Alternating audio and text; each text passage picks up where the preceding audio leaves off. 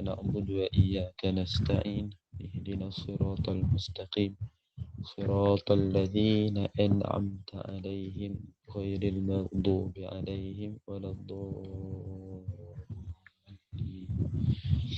الحمد لله رب العالمين والصلاة والسلام على أشرف الأنبياء والمرسلين سيدنا محمد وعلى آله وصحبه أجمعين. من يهده الله فلا مضل له ومن يضلل فلا هادي له.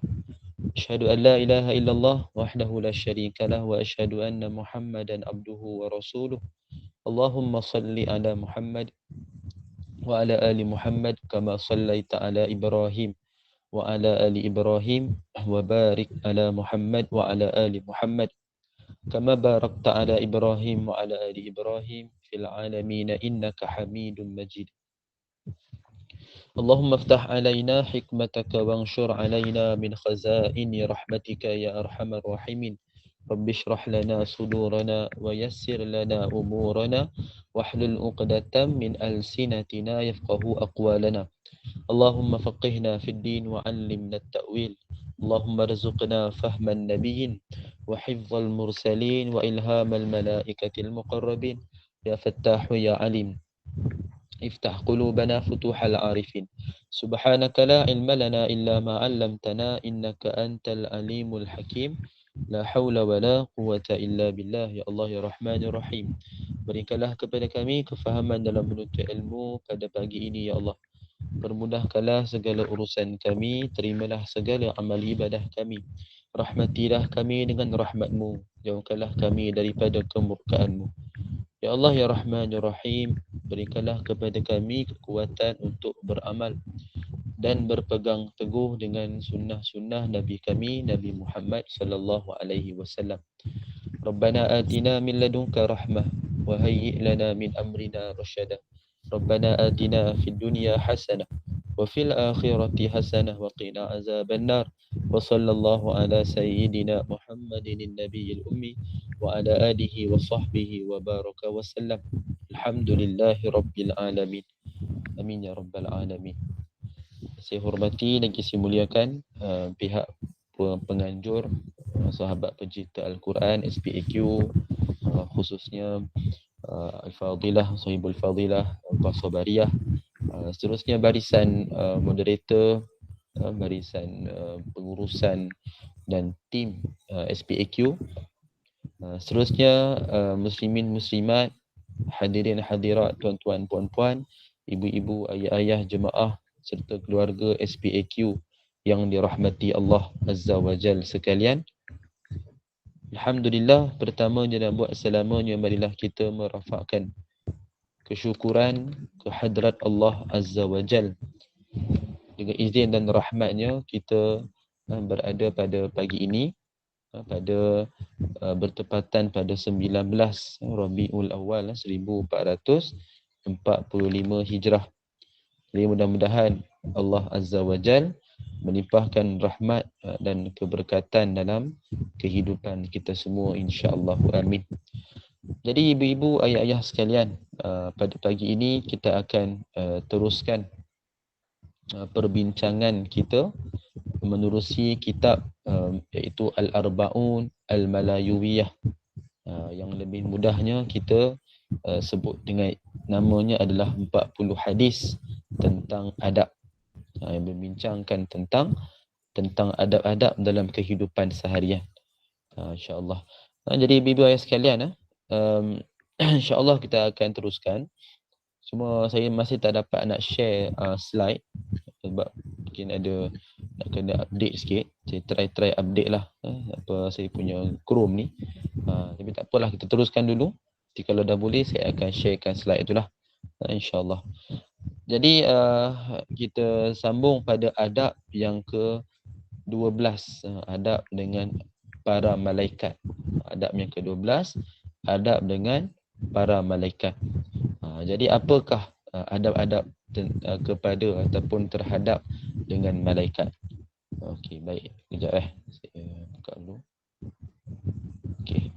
Kita lihat dulu, ada beberapa hadis yang mana Syekh meriwayatkan dalam bab ini. daripada gurunya, iaitu guru Syekh Al-Ma'mar Hasbullah bin Haji Saleh Al-Jawi dari Muar Johor, dengan sanad yang bersambung kepada Jabir bin Abdullah radhiyallahu anhu.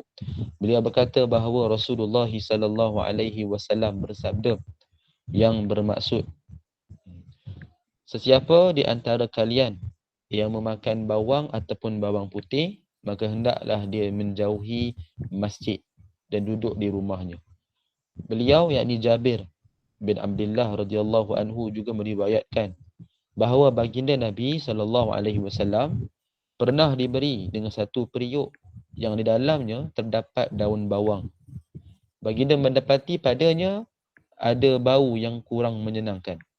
Lantas baginda bertanya tentang apa yang terdapat di dalamnya.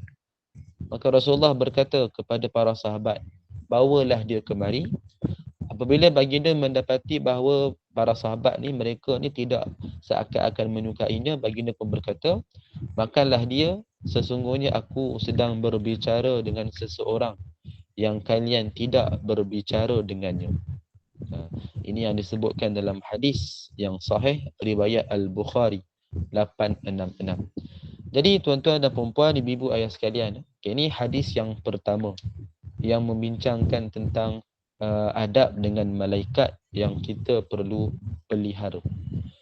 Yang mana ibu-ibu ayah sekalian, seperti kita biasa dengar bila nak pergi mendirikan solat berjemaah, terutamanya walaupun bersendirian pun, kita sebaik-baik kita elakkanlah perkara iaitu memastikan mulut ni tidaklah dalam keadaan berbau kan.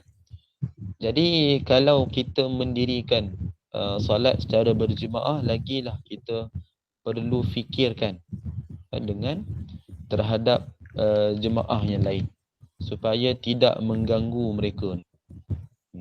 Jadi sebab itu kita dah biasa dengar tentang jangan makan bawang ataupun makan makanan yang berbau lah. Bukan tak semestinya bawang kan, apa jua yang berbau.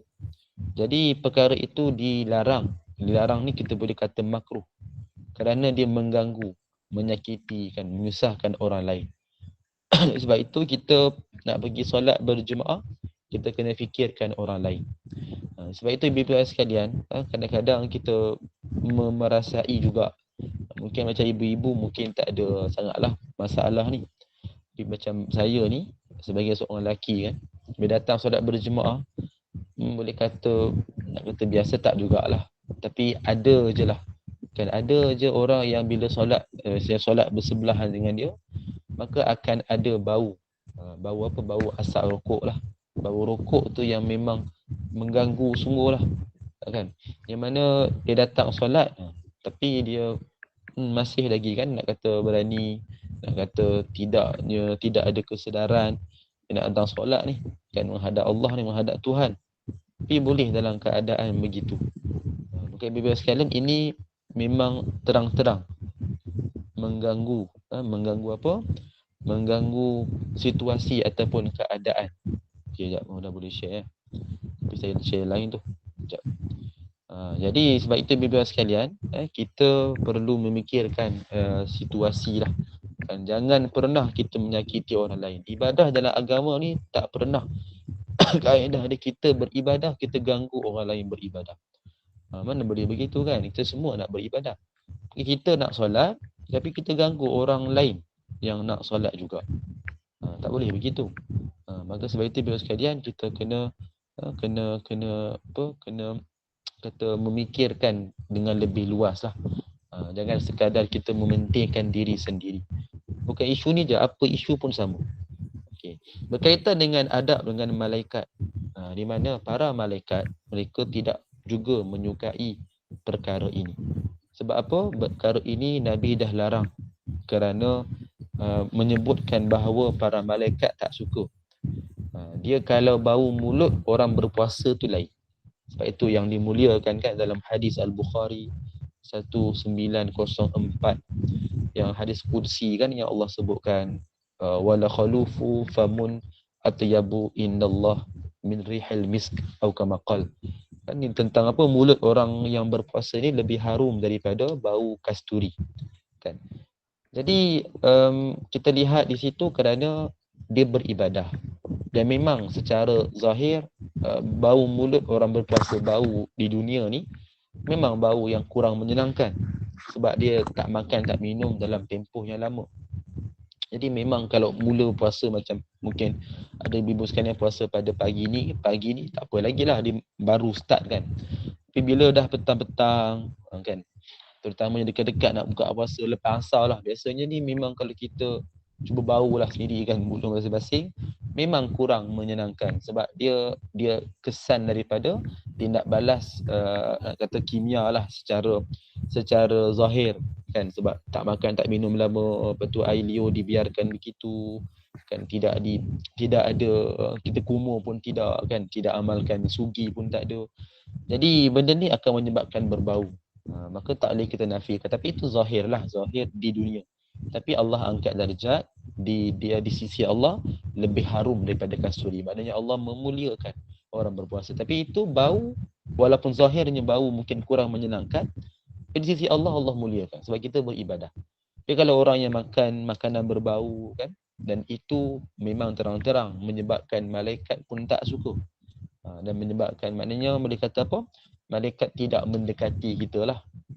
Kan dalam keadaan begitu. Maka sebab itu ibu sekalian, amalkan sunnah berkumur setiap kali selesai makan. Sebab itu kalau kita lihat, bukan sekadar secara sunnah, secara saintifik pun kan, kalau kita tanya doktor gigi lah terutamanya, kan dia sarankan kita kan, selepas setiap kali makan je, kumur, paling tak kumur lah, kumur dengan air yang biasa kan, ataupun mungkin air garam, lebih tradisional lah, ataupun yang lebih moden sikit sekarang gunakan ubat-ubat tertentu lah, ubat yang orang kata ubat, kata apa, lebih kepada macam alat air yang kumur tu kan, Listerine ke apa tu. Jadi kita amalkan bila? Setiap kali selesai makan. Kerana apa? Satu memang sebab bau, yang paling penting adalah kerana kuman yang dibiarkan, sisa-sisa makanan yang tidak dihilangkan itu akan menyebabkan gigi rosak, mungkin kuman di dalam mulut, mungkin boleh menyebabkan bakteria dan sebagainya. Kan, sebab itu dari sudut sunnah pun sama. Sunnah Nabi pun begitu juga yang kita kena amalkan. Jadi sebab itu ibu bapa sekalian, kita pastikan mulut kita dalam keadaan yang tidak berbau sebaik-baik. Kan, bukan sekadar bau badan sahaja yang kita nak jaga, bukan sekadar appearance kita sahaja nak jaga, tapi nak kata bau mulut pun kena jaga juga, bukan sekadar kerana orang, tapi ini adalah dari sudut tuntutan syarak. Kerana apa? Dari sudut bukan rohani, dari sudut ibadahnya, kita risau kalau kita tidak didekati, tidak didoakan oleh para malaikat. Dan kita perlukan doa dan penjagaan mereka, yang mana secara tak langsung Allah menyuruh mereka menjaga kita. Kita perlukan jagaan mereka. So kalau kita buat benda mereka tak suka, maka bagaimana mereka nak mendekati kita, mendoakan kita?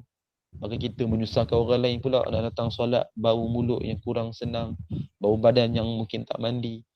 Jangan kita mementingkan diri, memikirkanlah terhadap orang lain. Seperti Nabi sebut dalam hadis tadi, kan, jangan mendekati masjid.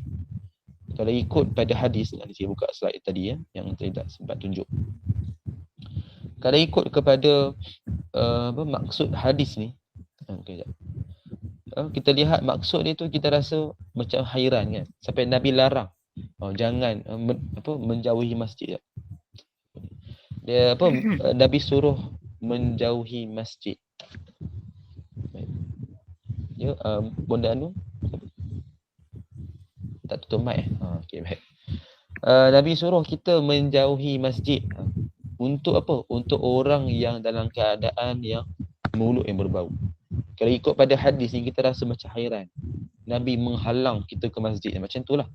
Kerana apa? Kita kena fikirkan sebab. Jangan cepat kita melatah. Cepat je kita latah. Orang kata jangan ni, terus kita melatah. Tak tanya sebab. Tak tahu pun apa sebabnya kan. Terus kita melatah, kita kata bukan-bukan. Padahal Nabi sendiri pun sebut dalam hadis. Jadi sebab itu kita kena fahami sebab. Bila faham sebab, baru kita akan dapat terima. Oh, rupanya macam ni. Sebab itu Nabi sebutkan, jauh pergi masjid paling makruh kalau dia pergi juga menyebabkan gangguan pada orang lain. Baik, so ini hadis yang pertama. Kita lihat pada hadis yang kedua. Daripada disebutkan daripada sahabat Abu Talhah Al-Ansari radhiyallahu anhu. Beliau berkata, aku mendengar Rasulullah sallallahu alaihi wasallam bersabda, malaikat tidak masuk ke dalam rumah yang di dalamnya terdapat anjing dan gambar-gambar berhala. Dalam riwayat yang lain, baginda diriwayatkan menyebutkan, para malaikat tidak menyertai orang-orang bermusafir yang bersama mereka anjing ataupun loceng. Ini pun hadis yang sahih Al-Bukhari 3225. Jadi ibu-ibu ayah sekalian, sebelum kita buat kesimpulan sendiri, kita perlu dengar sedikitlah huraian yang diberikan, iaitu tentang isu kita mungkin dah sedia tahu bila gambar yang tergantung di dalam rumah kita, gambar walaupun gambar kita yang tergantung, maka bila gambar tergantung, dia merupakan satu bentuk menyerupai dengan agama yang lain, perbuatan agama lain. Walaupun kita memang tak niat nak sembah, nak puja, kita sekadar menggantungkan, mungkin sebagai memori lah kan, kira kenangan apa yang penting-penting kan, gambar mungkin gambar keluarga kan, gambar mungkin kenangan mungkin datuk nenek moyang dulu-dulu kan, gambar masa mungkin kita dapat kerja, dapat convocation, apa-apa gambar lah kita rasa kenangan memori ni kita mungkin biasa akan menggantungkan di rumah. Jadi gambar yang digantung, dia menyerupai agama lain. Terutamanya kita boleh lihat agama Buddha, agama Hindu lah, yang mereka menggantungkan gambar ataupun patung berhala mereka. Kan agama apa, dewa mereka lah yang mereka sembah. Bahkan ada sampai dia letakkan gambar mak ayah dia. Lepas tu dia sembah mak ayah dia. Dan macam tu pun ada. Kononnya nak hormat. Tapi tak adalah begitu. Kita faham lah kan, hormat adalah cara dia. Mana boleh kita kata hormat sampai kita sujud kat dia, tak boleh. Nabi pun dah larang kan, dalam hadis yang kita biasa dengar, Nabi sebut apa, kalaulah boleh sujud, manusia ni boleh sujud, nescaya aku akan suruh isteri sujud kepada suami. Nak kata apa? Nak kata berbakti kan, betapa besarnya pengorbanan seorang suami yang menanggung segala-galanya untuk keluarga dia kan. Bahkan isteri pun adalah pengorbanan juga. Cuma lelaki ni dah kata ketua keluarga, maka lagi banyaklah dia punya pengorbanan biasanya. Jadi sampaikan begitu, tapi memang tak boleh sujud lah kat kaki, kat siapa pun tak boleh sujud. Kalau sujud ini hanya kepada Tuhan, kepada Allah. Jadi adalah kaedah kita hormat. Jadi kalau kita gantungkan gambar di perbuatan yang menyerupai, walaupun tak ada niat, tapi menyerupai agama lain, sebab itu menggantungkan gambar ini makruh. Ibu ayah dia boleh lihat sendiri dalam Google, tengoklah apa-apa fatwa yang dikeluarkan di Malaysia lah, terutamanya yang saya baca ni, fatwa wilayah persekutuan yang boleh kita lihat di situ tentang isu menggantungkan gambar ni. Jadi memang ia adalah makruh kerana dia pertama tak ada tujuan. Tujuan kita kata memori kan. Memori tak semestinya kena gantung. Kan boleh je kita simpan ataupun letak di atas rak. Atas rak kita paparkan lah. Tapi tak tergantung. Gantung ni dia memang menyerupai sungguh agama lain. Dia lagi senang kita simpan. Bila nak tengok. Ataupun kita letakkan di atas rak ni tak tergantung. Itu masih lagi dalam kategori yang harus. Boleh kita buat.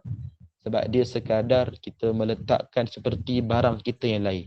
Letak barang atas rak almari kan. So tak ada isu. Baju ke apa pun tak ada isu. Macam itulah gambar pun kita cuma letak di atas tu, kita paparkan, maka tak ada isu. Yang jadi isu gantung. Sebab gambar berhala ataupun patung tu dia adalah dalam kategori dia diletakkan di tempat tinggi dan tergantung. Biasanya tergantung. Kalau patung tu diletakkan tempat tinggi. Kalau gambar patung berhala digantungkan. Memang dijadikan sebagai satu sembahan. So ini yang menyerupai agama lain, kita kena tinggal. First, memang tak ada sebab yang khusus pun, tak ada apa-apa yang kita nak bagi sebab yang munasabah, tak ada. Yang kedua, perbuatan menyerupai agama lain. So kita tak ada keperluan pun, tak ada keharusan pun kan nak kata mengagungkan sangat gambar tu kan. Jadi cukuplah sekadar letak di atas rak, kita pandang bawah sudah. Ni kalau pandang atas, jadi takut akan menyebabkan tindakan yang lain. Contoh kita gantungkan gambar mak ayah. kan. Kemudian apa yang akan berlaku? Kan dalam keadaan macam contohlah mak ayah kita dah mungkin tak ada kan. So kita akan mula pelan-pelan kita akan mula cakap dengan gambar tu. Kita akan mula minta dengan gambar tu. Cakap dengan gambar tu, mak tolong doakan saya. Kan nampak benda ni kita kena ingat ni kita duk ikut cara agama lain ni dia duk faham macam tu. Kita bila dah mak ayah tu telah meninggal, kita dah putus sebab kita di alam dunia, dia di alam barzah. Jadi kita punya connection tu dah putus dan kita sekadar boleh buat apa yang disuruh disebutkan dalam syarak. Contoh kita doakan mereka boleh, kita masih hidup kita doakan mereka. Tapi jangan kita pergi minta, oh doakan saya lah mak macam tu kan. Kena pula sekali tu kita minta jadi pula. Betul mesti kita akan ada satu perasaan. Oh aku minta dengan mak aku ni kat gambar ni, jadilah. Lepas tu kita akan minta selalu. Nampak? Dia step by step kita tertipu sebenarnya. Dia jadi semakin lama dah jadi seperti agama lain lah yang dia minta dengan gambar, dia minta dengan dewa patung yang digantungnya, kan jadi sama. Tak mustahil. Berpunca daripada apa? Kita gantungkan gambar tu. Kan? Dan kita tak sedar benda ni macam salah. Kita rasa macam alah cakap dengan gambar je pun. Ini tentang akidah. Ni isu serius ni kan, bukan isu main-main. Sebab itu kita nak katalah benda ni membawa kemudaratan sebenarnya. Jadi cukuplah sekadar letak di atas rak ke, macam saya sendiri personally saya simpan. Gambar kita nak tengok, simpan kita. Macam sekarang ada handphone lagi senang kan, tengok dalam handphone je dah. Ataupun kita simpanlah dalam album, kita simpan. Bila nak tengok, betul kita simpan dah. Sekadar buat kenangan, sekadar kita lepaskan rindu, macam tu sahaja. Jadi betul-betul nak lepaskan rindu ni doa. Doa lah kita punya senjata. Itulah. Kan dia tak semestinya nak tengok gambar macam tu, tak semestinya. Boleh je buat, tapi jagalah batasan. Jangan kita dah over sangat, excited sangat sampai dia buat benda yang tak elok. Sebab benda ni berlaku dua-dua sekalian. Kita risau kita pula yang terbuat. Jangan itu semakin lama semakin kecundang lah, kan, tersungkur daripada jalan yang lurus. Bahaya. Tentang anjing pula, kita nak katakan jadikan anjing ini sebagai haiwan yang menjaga rumah. So kedudukan anjing adalah di luar rumah, bukan dalam rumah. Di luar rumah untuk tujuan untuk menjaga rumah, kan, supaya ada orang asing datang, kan, orang stranger datang, dibising, dia akan menyalak kan. So itu memberikan kita satu macam kata warning lah, kita akan sedar ada something is wrong kan. So itu tak ada isu kerana kita letakkan di luar rumah dan dia tak masuk dalam rumah dan sebagai macam security lah, guard macam tu. Dan malaikat insya-Allah boleh masuk. Dia malaikat ni bukan macam kita. Bukan macam nak masuk kena masuk daripada luar macam tu. Lepas tu kalau ada kat luar ada anjing tak boleh masuk. Dia bukan macam tu lah. Jangan kita samakan kehidupan kita dengan kehidupan malaikat. Malaikat ni adalah perkara yang gaib. Kita tak tahu keberadaan dia macam mana. So dalam hadis dia cuma sebutkan khusus dalam rumah. So dalam rumah ni jangan buat. So anjing dalam rumah dia bukannya pet, dia bukannya haiwan peliharaan. Kan? So jadi kalau kat rumah kucing ke apa tak ada isu lagi. Tapi kalau kata dalam rumah ada anjing, tu isu besar tu. Sebab daripada sudut taharah najis kan. Mughalazah lagi. Kalau kena kat sofa, kena kat kita, kena kat TV, tempat kita solat, isu besar tu. Sebab tu letaklah di luar. Bukan suruh kita mendera dia, bukan kita anti dia, tak. Adalah dia punya satu kaedah. Kan Allah uji kita dengan perkara ni. Sebab apa? Kalau kita perasan anjing ni kan ada kelebihan kan, dia nampak satu stranger tu dia akan bising. Lepas tu dia akan nampak benda-benda yang tak nampak, contoh syaitan dia boleh nampak. Kan. Lepas tu kuat, bau dia kuat. Dia ada sense of bau kan, yang tinggi. Jadi adalah beberapa kelebihan kat anjing ni. Sebab itu kita lihat agama terutamanya yang agama Buddha kan, yang Cina ni, Chinese, kemudian agama Hindu pun yang mereka suka bela anjing berbanding kucing ke lain. Kita nampak anjing dia lebih suka. So satu bentuk ujian kat kita. Kita nak bela tak boleh. Bukan kata tak boleh lah, maknanya tak boleh jadikan peliharaan. Kalau kat luar rumah tu okey lah. Itu pun kalau ada tujuan. So Allah menguji kita sikit. Jangan kita buat. Jangan kita terpedaya ikut pula jejak langkah mereka. Kan, macam-macam bagi alasan. Akhirnya kita tertipu dengan diri sendiri. Seperti Bibi sekalian, kita ambil benda ni penting. Ambil benda ni penting, janganlah kita buat. Dia yang penting sungguh-sungguh jangan ikut jejak langkah Yahudi Nasrani, agama yang lain. Itu yang paling besar masalah dia. Baik, kita lihat pengajaran. Para malaikat menyukai apa yang disukai anak Adam, seperti kebaikan, wangi-wangian dan yang sepertinya. Dari sisi yang lain, para malaikat juga menjauhi apa yang dibenci anak Adam, seperti bau-bauan yang busuk, ludah dan lalai daripada mengingati Allah. Perkara yang paling dijauhi malaikat adalah dosa yang dilakukan secara bersendirian. Jadi tuan-tuan dan puan-puan, ibu-ibu ayah sekalian, ini kita boleh fahami sendirilah. Tak ada apa yang kita nak hurai panjang. Dia seperti kita dari sudut ketaatan dan larangan Allah. Sebab dia pun hamba Allah juga.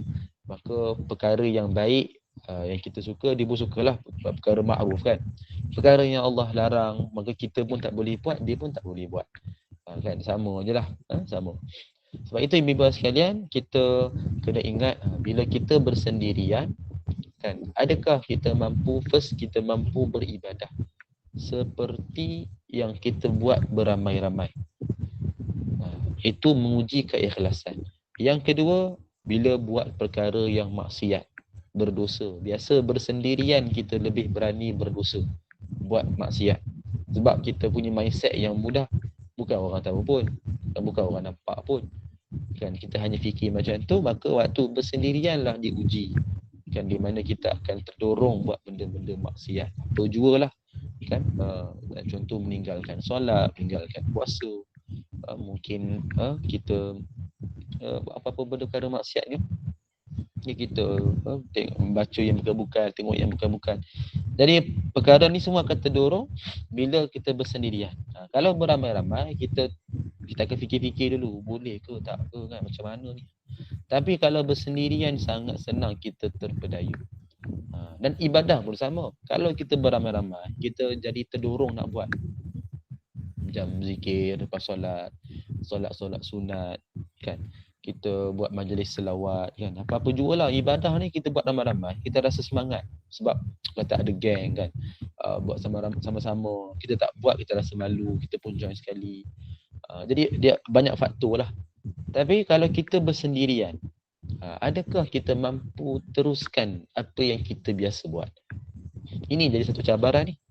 Yang mana ibu sekalian, kita kena muhasabah. Kita kategori mana? Kalau kita bersendirian, mampu tak? Cuba kita test kan. Kita solat zuhur nanti, solat ba'diyah, solat sunat selepas. Cubalah kita buat kat rumah. Agak-agak boleh tak? Lepas tak? Kalau kita buat di masjid ni jadi satu kebiasaan.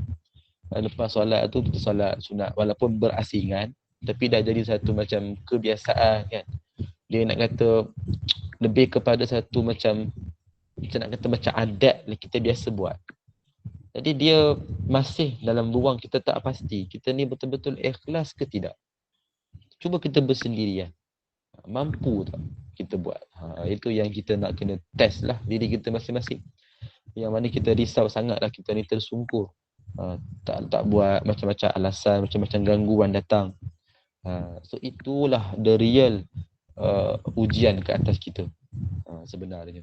Ibu sekalian, kita kena ambil tahulah, maka adab dengan malaikat ni, kita ingat ketika kita bersendirian pun tak mustahil malaikat itu bersama dengan kita. Bukan malaikat je, jin ke syaitan pun sama juga. Cuma kalau nak kata yang paling baik yang kita nak dekat dengan kita adalah malaikat. So malaikat bersama kita. Maka bila kita bersendirian, kita buat dosa, maka dia tak suka dengan kita lah. Maka dia berjadi dia akan buruk untuk kita ke, mungkin dia tak menjaga kita. Jadi ini menyebabkan perkara yang negatif akan berlaku.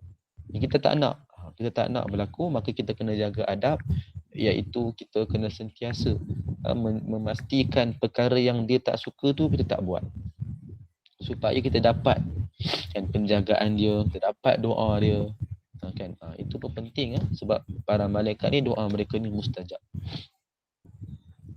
Yang kedua, Di antara adab-adab dengan malaikat adalah tidak menyifatkan perempuan seperti malaikat. Ini adalah kerana perbuatan ini secara tak langsung menisbahkan malaikat itu kepada sifat perempuan. Yang mana dia menyerupai kata-kata buruk kaum musyrik yang mengatakan bahawa para malaikat adalah anak-anak perempuan Allah. Sedangkan Allah telah pun mengkhabarkan bahawa malaikat itu bukanlah wanita. Bukan wanita, bukan lelaki. Dia tidak berjantina, tak tidur, tak makan, tak minum. Kan? Jadi dia bukan seperti manusia. Dia makhluk yang istimewa. Diciptakan pun daripada cahaya. Jadi, Bapak sekalian, ini satu isu yang penting juga. Kita perasan tak dalam bahasa English, language English kan, yang kita biasa dengar atau kita mungkin juga biasa tersebut kan, you are beautiful as an angel. Speaking pula pagi-pagi ni kan. Kamu ni cantik seperti angel. Angel tu. Jadi angel ni kalau kita lihat maksud dia adalah malaikat. Bidadari lah, panggil bidadari kan, angel, bidadari.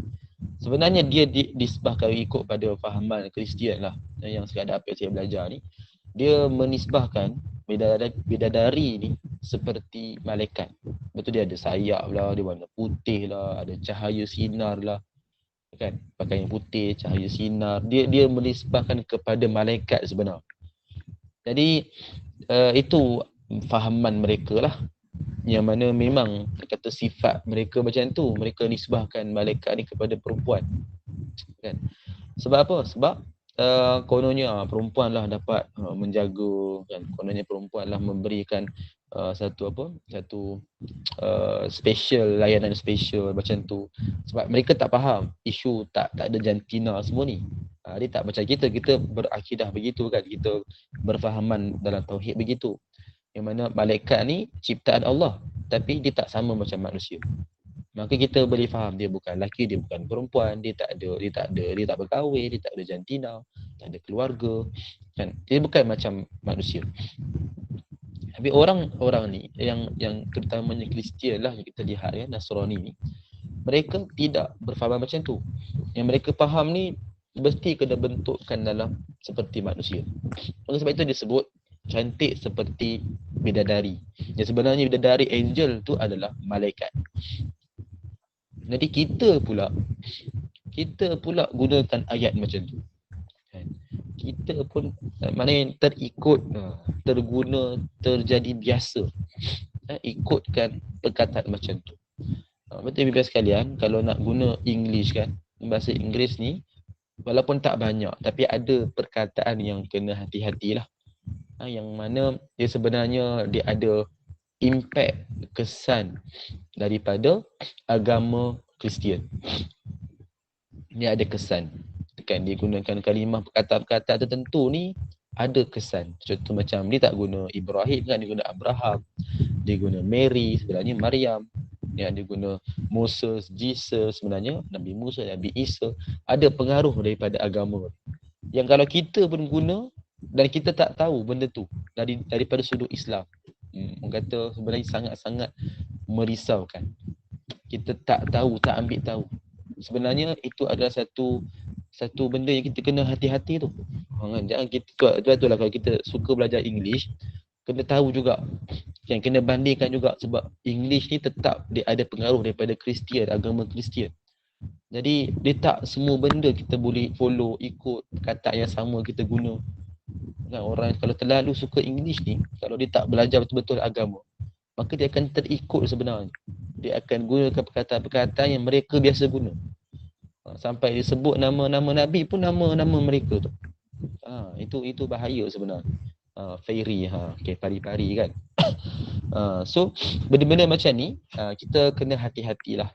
Kena hati-hati. Sebab itu ibu-ibu sekalian, kalau katalah nak didik anak cucu kan belajar English ke apa, bagus, tak kata salah lah, bagus lah, dari sudut dunia ni bagus.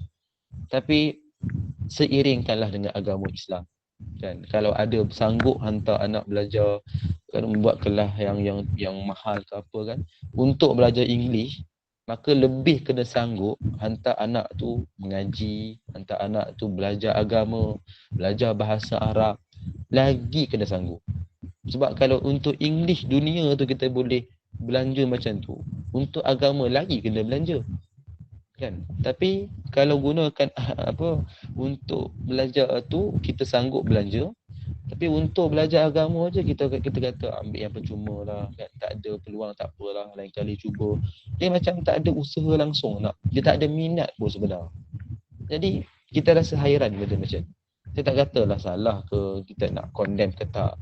Tapi kalau kesungguhan tu ada, nak hantar anak belajar English kan, lagi tinggi kena ada kesungguhan hantar anak tu menguasai agama. Jadi kita ni di akhir zaman lagi lah kita risau. Macam-macam generasi sekarang ni mudah percaya, mudah belajar daripada online, tak siapa-siapa yang sampaikan maklumat tentang agama. Dia terus belajar, dia terus ambil macam tu. Terus faham macam tu. Kan? Jadi benda ni merisaukan. Contoh saya pernah share sebelum ni kan, isu mandi sofa yang ditukar dalam bentuk Islamik sikit kan, yang masa sofa dululah, yang dia ada share lah, dia katakan apa, lebih kurang lah video tu yang mengatakan apa, yang kena buat solat macam tu sekian-sekian, yang mana dalam solat tu tak wujud pun dalam syariat Islam. Dia buat solat sekian-sekian cara macam tu. Bila tengok dalam komen, saya dah tengok ada beberapa video lah, bukan satu video je, ada beberapa video yang di-share yang lain-lain yang membawa maksudnya sama. Dia tukar sikit mandi sofa tu, dia upgrade buat bentuk solat. Akhirnya tengok komen tu, ramai yang tengok budak-budak muda lah, kita tengok scroll sikit dia punya ni kan, account TikTok dia kan. So yang mana mereka kata macam ni pun ada, baru saya tahu, saya nak buat lah, risau nak keluar daripada rumah lah. Benda ni kita tengok ramai, bukan seorang dua ke apa, ramai. Walaupun ada yang ni lah, yang cuba mencegah, dia kata benda ni tak betul kan. Tapi lebih ramai orang yang percaya. Macam tu je percaya. Entah siapa yang share, kan entah daripada mana punya kaedah yang di-share, dan terus dipercaya. Ni baru sikit yang terang-terang benda tu salah pun orang percaya.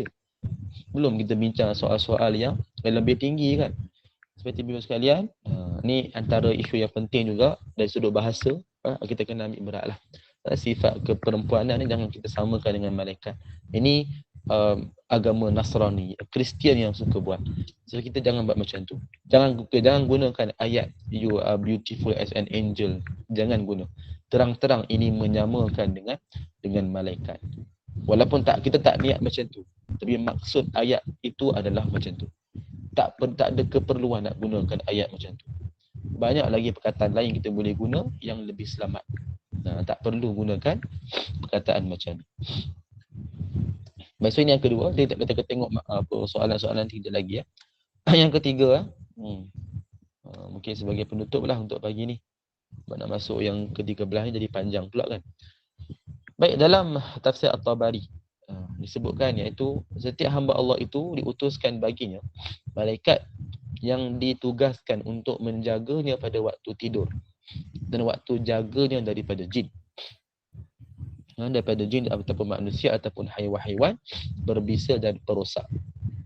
Setiap kali mereka ini iaitu jin, manusia atau haiwan perosak dan berbisa itu datang kepadanya, malaikat tersebut akan berkata, kembalilah kamu ke belakang kecuali perkara yang telah diizinkan Allah, maka ia akan menimpanya. Baik, ibu bapa sekalian, yang kita wajib tahu tentang malaikat yang telah dikenal pasti ada 10 lah, yang mana nama-nama itu pun yang kita dah biasa belajar, walaupun adalah sedikit berbincangan. Contoh malaikat Israel, dia tak ada yang berpandangan sebut malaikat maut saja, malakul maut, sebab dia tak disebutkan kalimah Israel ni secara khusus kan, walaupun ada riwayat yang dhaif yang dijadikan sandaran. Kita tak ada isu lah ni, kita boleh, tak ada masalah, boleh guna juga. Cuma 10 ni cuma yang kita kena tahu dari sudut malaikat yang asas, dengan tugas-tugas yang telah kita sedia belajar lah. Sebenarnya malaikat ni ada banyak lagi yang kita tak tahu. Contoh antaranya adalah dalam Al-Quran pun disebutkan hafazah, iaitu malaikat yang menjaga kita, yang tugaskan untuk menjaga setiap manusia. Keberadaan malaikat ini pun satu perkara yang gaib. Kita tak tahu sama ada satu malaikat itu menjaga semua ke, ataupun setiap orang ada malaikat dia. Ini pun tak dapat dikenal pasti. Macam 10 malaikat tu, dia nama-nama tu ada kan. Tapi kita tak boleh nak bayangkan, sebab ni perkara gaib, tak boleh kita bayangkan sama ada dia ada berkali ganda ke ataupun satu je. Tak boleh bayar. Contoh kalau ia timbul isu ni macam Raqib Atid mencatat amalan kebaikan keburukan kan. Maksud dia setiap orang ada Raqib Atid masing-masing ke ataupun satu je Raqib Atid mencatat semua. Ini tak dapat kita nak terang sebab dia tidak ada dalam penjelasan. Bahkan Nabi pun tidak diberitahu secara jelas, secara detail tak. Sebab ni perkara gaib. Terus sekadar kita tahu ni sekadar apa yang Nabi tahu je. Jadi ini tak ada orang boleh memastikan walaupun ada ijtihad masing-masing yang kata macam-macam kan. Tapi dia tak boleh dipastikan lah. So kita pun ambil jalan pertengahan. Kita just belajar, dia just tahu dan kita etikad kepada apa yang jelas. Maka kita ditanya kan, apa tu malaikat ada berapa kan? Ada 10 nama lah. Kan maknanya bilangan dia berapa? Allahu'alam. Kita tak pasti. Sama ada 10 tu saja ataupun 10 tu nama. Maka nama-nama tu ada banyak lagi bilangan. Dengan nama yang sama ada banyak bilangan. Kita tak tahu. Keberadaan tu kita tak tahu. Cuma pasti memang mereka melakukan apa yang disuruh oleh Allah lah. Wa yaf'aluna ma yu'marun. Mereka tidak bermaksiat. Mereka tidak melanggar perintah Allah. Melanggarnya kita. Kan? Jadi sebab itu, malaikat contoh antaranya hafazah. Dia menjaga kita ni. Dan waktu dia menjaga, waktu dia menjaga ni ada keadaan yang memang akan menimpa sesuatu keburukan. Kerana itu yang Allah takdirkan. Maka dia akan melepaskan. Tapi kalau perkara yang Allah berikan keselamatan, kita akan dihindarkan daripada keburukan tersebut. Tak kira dah gangguan syaitan ke, manusia ke, dia mungkin manusia ada nak buat jahat dengan kita. So kalau Allah memang takdirkan begitu, tak boleh kita buat apalah. Maka malaikat hafazah tidak akan buat apa-apa. Tapi kalau diberikan perlindungan di sisi Allah, maka malaikat ini akan menjaga. Kalau ada orang nak buat jahat pun tak jadi. Dia jadi lain. So nak kata pentingnya malaikat ini bersama kita. Kita tak nampak, itu yang jadi paling mencabar. Kalau kita nampak, kita tak payah bincang tentang adab dengan malaikat. Memang kita akan buat automatik. Kalau kita tahu, kita perlukan malaikat kan, untuk menjaga kita dengan izin Allah lah. Kan, dengan izin Allah. Macam itulah pahala dosa. Kan, pahala dosa, tahap iman kita. Kalau kita nampak benda-benda ni, memang kita tak payah nak bagi tahulah orang akan ada kesedaran. Tapi itulah nak kata Allah uji kita. Tanpa kita nampak benda ni kan, tanpa kita tahu kita punya keadaan sekarang ni macam mana, Allah uji kita perlu mencari Allah kan. Barang siapa betul-betul dia ingat, sedar tentang diri dia, dia tahu yang mana bila-bila masa datang kematian, maka dia akan bersedia. Dan barang siapa yang sebaliknya, dia masih lagi lalai leka, maka tak boleh nak buat apa lah. Ni kalau dia sempat bertaubat, sempat dia menyesal, dia kembali kepada jalan tu, alhamdulillah. Allah menguji kita tuan-tuan dan puan-puan. Sama-samalah kita ambil pengajaran daripada adab dengan malaikat. Kesimpulannya apa? First kali, pastikan kita sungguh-sungguh melakukan apa yang malaikat suka dan meninggalkan apa yang mereka tak suka. Untuk memastikan mereka ini sentiasa dekat dengan kita. Sebab kita perlukan penjagaan mereka, doa mereka, maka bersungguh-sungguh kita buat. Contoh, kita menjaga diri kita kan, daripada keburukan, buat perkara kebaikan, maka dia akan suka kita, dia akan dekat, dia akan doakan kita kan. Dan kita tinggalkan yang tak suka, contohnya dalam keadaan badan ke, mulut berbau ke, dalam keadaan kita buat maksiat bersendirian, dan perkara-perkara ni menyebabkan kita jauh daripada mereka. Mereka menjauhkan diri daripada kita, maka menyebabkan kita tak dapat jagaan mereka, tak dapat doa mereka. Jadi kita rasa rugilah kat situ. Sebab tu kalau orang yang dah buat maksiat, dia terus buat maksiat ni bila sekalian, jadi susah dia nak dapatkan perlindungan. Dia akan jadi macam ketagih. Kan, maksiat ni kan macam ketagih. Sebab apa, bila dia dah buat kan, maka dia akan dijauh daripada malaikat tu. Maka bila malaikat tak doakan kebaikan, kan tak ada makhluk yang doa dia mustajab, kita pun lalai. Maka sebab itu jadi orang dah lalai ni, dia akan terus lalai. Susah dia nak kembali ke pangkal jalan. Susah sangat. Orang bagi nasihat ke, orang bagi dah macam-macam kat dia pun belum tentu dapat dengan mudah. Kan. Dan sama orang buat ibadah. Orang yang buat ibadah, Kan dia nak sampai tahap istiqamah tu payah. Sebab apa? Dia nak kena betul-betul lawan nafsu dia. Walaupun malaikat doa, walaupun dia bersungguh-sungguh dia buat, dia belajar, dia betul-betul dia nak lawan, tundukkan nafsu dia, kuatkan iman dia. Betul nak istiqamah, bukan senang. Memerlukan mujahadah. Jadi sebab itu kita jagalah betul-betul ada dengan malaikat. Kita kena ingat malaikat ni bukan sekadar 10, ada lagi banyak, cuma tak dijelaskan dengan detail. Antaranya kita kena ingat adalah malaikat hafazah, iaitu dia menjaga kita. Dan dengan izin Allah lah berlaku apa jua. Maknanya kalau dia berdekat kita, kita tak buat benda yang dia tak suka kan, maka insya-Allah kita akan dijaga. Dengan izin Allah, dengan jagaan mereka tu. Jadi itulah ibu sekalian, sekadar itu untuk pagi ni memandangkan kita dah masa pun nak dekat tamat. Ada soalan sikit kan, kita tengok soalan, kita simpulkanlah untuk pagi ni insya-Allah. Baik, kita tengok sikit soalan tadi. Okey, daripada Bunda Suwana, ada yang minum air kaki ibu itu Ustaz, macam mana? Kita lihatlah dari sudut amalan ini datang daripada mana kan. Kalau kita lihat ni, yang sekarang saya belajar ni datang daripada agama-agama lain juga, macam agama Hindu lah antara yang saya lihat sendiri, yang mana dia jadikan tok bomoh dia, tok sami dia ke, ataupun mak ayah dia minum air kaki mereka lah. So benda ni kita dari sudut akal pun kita rasa tak boleh nak diterima. Kalau Nabi tu lain, ditabaruk itu lain kan. Tapi kalau dengan yang lain, dengan makhluk, maknanya yang dengan lain ni, dia tak ada pun sesuatu yang istimewa macam tu. So tak perlulah, tak ada keperluan pun. Nak betul-betul nak bentuk, nak minum dalam orang kata air yang special ke apa pun, mungkin kita boleh buat bacaan ke, kita nak minum ke, itu tak apalah. Dari sudut jadikan air sebagai syifa ke, okey lah. Ni kalau tak ada keperluan pun nak minum air kaki ibu ke apa-apa, tak ada. Nak hormat tu ada cara, kena pada cara, ada batas dia. Jangan melampaui sangat kan, takut sampai memuja-muja pula, itu dah melampau lah. Baik, kemudian Bunda Hazrina, bolehkah guna pinggan mangkuk yang ada gambar tumbuhan dan butterfly? Dia gambar animasi kan, kartun kan, tak ada isu kan. Dia kalau gambar yang real, kena elak. Dia samalah macam kita jadikan pada pakaian. Dia kalau gambar yang kartun, gambar yang animasi, yang 2D, bukan gambar orang sebenar, dia tak ada isu lagi lah. Walaupun kita kalau boleh kita elak lah kan. Tapi kalau gambar yang real, itu yang memang dilarang lah. Samalah dalam pada pinggan ke mangkuk pun sama. Biasa gambar yang ada tu adalah hiasan, maka dia bukan gambar sebenar kan, bukannya haiwan sebenar, itu lagi seram lah. Jadi dia cuma hiasan, maka tak ada isu. Dia kalau gambar yang sebenar, dia tak rama-rama yang gambar yang sebenar di print kan, itu kalau boleh elakkanlah, baik di pakaian ataupun di pinggan mangkuk dan sebagainya, elakkan. Biasa gambar animasi lah yang saya tengok tu gambar kartun je, 2D kan, tu tak ada isu sangat lah.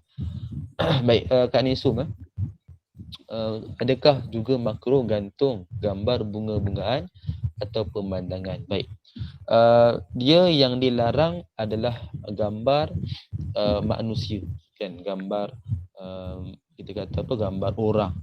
Itu yang dilarang kerana memang kalau ikut agama lain, dia gantungkan pun gambar orang. Walaupun dia kata Tuhan pun, kalau kita perasan dia letak gambar orang. Gambar orang kan, gambar, ada gambar haiwan kan, ada kan. Jadi itu yang mereka buat, dan dilarang pun sama, gambar-gambar yang menyerupai dengan orang. Jadi kalau pemandangan ataupun bunga-bungaan ini, dia tak termasuk dalam kategori tersebut. Tapi kalau kita gantung, nak minta ke apa dengan gambar tu, janganlah, itu terang-terang tak boleh kan. Tapi biasanya tak berlaku. Kalau orang nak minta ni, minta direct terus, pergi betul-betul dekat pokok dia minta dengan pokok tu kan. Itu memang tak berlaku lah dengan gambar. Maka gambar tu tak termasuk dalam larangan yang dimaksudkan. Tak ada masalah kerana dia tidak menyerupai seperti yang disebutkan tadi. Agama lain tu dia letak gambar orang kan, gambar haiwan, benda yang hidup yang dijadikan satu sembahan, satu pujaan. Gambar pemandangan ke gambar bunga-bunga ni, dia tak termasuk dalam kategori itu. Maka bolehlah untuk digantung kerana tidak termasuk dalam kategori yang dilarang. Itu. maka tak ada masalah, tak ada isu lah. Baik, angel tu dah sebut tadi pari-pari, fairy. Benda madahan ni salahkah kalau kita guna Abraham, Musa dan lain-lain dalam perbualan? Ada keperluan ke? Kan ada tak keperluan? Nak kata salah tu dari sudut sebutan tu kita ikut seperti sebutan mereka. Kan sebenarnya tak ada keperluan. Kita sebut nama yang dalam Islam kan. Walaupun nak kata salah tak salah memang tak salah. Kerana bukan memberikan maksud yang salah. Kan dia bukan maksud dia salah. Dia memaksudkan orang yang sama. Cuma cara panggilan itu mengikut fahaman agama. Kan. Jadi ni adalah fahaman agama Kristian. Jadi kenapa kita nak sebut macam tu? Kalau kita kata sekadar nak memberitahu, so kita kena sebut orang Kristian sebut Abraham. Yang dimaksudkan adalah Nabi Ibrahim. Sebut macam tu. Kan Musa, yang dimaksudkan adalah Nabi Musa. Saya sebut tadilah. Saya tak sebut yang tu je. Saya sebut sekali Nabi Musa, Nabi Isa, yang disebutkan Jesus, macam tu. Itu menunjukkan kita ni faham. Iaitu penggunaan perkataan dalam agama kita ni tetap sama. Yang mereka tu yang ubah. Kalau kita guna perkataan itu je, kita seolah-olah mengiktiraf perkataan tu. Kita terima perkataan itu yang memaksudkan Nabi kita, Nabi Ibrahim. Kita terima perkataan Abraham je. Kan? Maknanya kita iktiraf pula perkataan dia. Jadi benda ni saya kira sebenarnya jangan kita amal lah. Ada sudut salah ke tidak tu? Tidak, kerana dia cuma satu bentuk nama. Kalau kita sampai ada kepercayaan nama tu lah yang betul, itu salah lah. Itu dah sentuh tentang akidah. Kalau sekadar nama tak salah sebab dia nama yang dimaksudkan itu, tak salah. Tapi kalau kita faham itulah yang betul, itu salah. Sebab tu nak selamat, tak takut terfikir yang negatif, sebutkan kalau kita nak ajar orang ke apa ataupun kita nak bagi tahu, sebutkan kita sebut Nabi Ibrahim, mereka sebut Abraham. Kita sebut Nabi Isa, mereka sebut Jesus. Itu tak apa. Untuk kita nak bagi tahu. Sebaik-baik tinggal, tak ada keperluan. Tak ada keperluan. Kalau ditanya salah ke tak, memang tak salah. Dari sudut amalan kita, takut kita yang jadi lama-lama jadi salah faham, salah amal, baik tinggalkan. Okay, Ustaz, orang-orang Melayu selalu kita sebut cantik macam bidadari. Bidadari yang dimaksudkan ni lah yang kita sebutkan sebagai angel tu kan. Bidadari yang fahaman orang-orang Kristian tadi tu yang dikatakan sebagai perempuan. Sebab tu saya kata tak perlu sebut. Tinggalkan. Kita kata nak sebut macam bidadari syurga, kata cantik lah macam bidadari syurga. Kita pernah nampak ke bidadari syurga tu? Kita boleh samakan orang, makhluk dengan bidadari syurga yang Allah janjikan cukup special. Kita pernah nampak? First kita pernah nampak tak? Tak pernah nampak. Tak tahu pun macam mana keberadaan dia. Kita boleh samakan pula ciptaan Allah yang istimewa tu dalam syurga tu dengan orang kat dunia kita ni. Mana boleh gitu kan? Kita tak jujur lah. Kita tak nampak pun yang sebenar macam mana. Yang kedua, kita telah memberikan kedudukan yang sama. Sedangkan Allah memuliakan mereka yang dalam syurga itu kerana atas dasar amalan mereka, takwa mereka, Allah muliakan mereka. Kita dengan senang jumpa entah siapa-siapa sebut macam tu. Tahulah kita nak buat pick up line. Dan buat pick up line cakap cantik semua. Tapi janganlah over excited sangat sampai sentuh bab-bab agama. Tak perlulah. Tak perlu ibu-ibu sekalian. So tinggalkan. Tu yang kita kata tadi. Biar kita cakap, buat, amal berdasarkan ilmu. So kita tahu benda-benda macam ni ada kontroversi, tinggalkan. Kalau orang lain sebut, kita cuba tegur. Sebab ini berkaitan agama. Orang terlalu excited sangat yang sebut kan. Takut jadi macam ni lah. Kan? So kita tinggalkan macam ni. Baik, itulah untuk pagi ibu sekalian. Ada apa yang saya boleh terangkan. Malaikat Korin. Yang sentiasa bersama kita sejak lahir. Ya betul. Itu satu jenis lagi malaikat. Itulah sekadar apa yang saya boleh terangkan. Jadi insyaAllah kita akan sambung pada kuliah akan datang. Kita bincangkan pada adab yang ke-13, iaitu adab dengan orang-orang tua. Ni bukan ibu bapa. Ni orang tua ni maknanya orang lain yang telah sampai usia tua. Contoh nampak ada dekat masjid ada orang tua kan, yang bayar macam mak ayah kita lah lebih kurang. So apa adab yang kita boleh buat insyaAllah. Allah Ta'ala a'lam wa ilmuhu wa atam. أعوذ Kakaahila. بالله السميع العليم من الشيطان الرجيم بسم الله الرحمن الرحيم الحمد لله رب العالمين والصلاة والسلام على أشرف الأنبياء والمرسلين وعلى آله وصحبه أجمعين اللهم إنا نستودعك ما علمتنا فردده إلينا عند حاجتنا إليه ولا تنسينه يا الله يا رب العالمين ربنا آتنا في الدنيا حسنة وفي الآخرة حسنة وقنا عذاب النار وصلى الله على سيدنا محمد النبي الأمي وعلى آله وصحبه وبارك وسلم الحمد لله رب العالمين من رب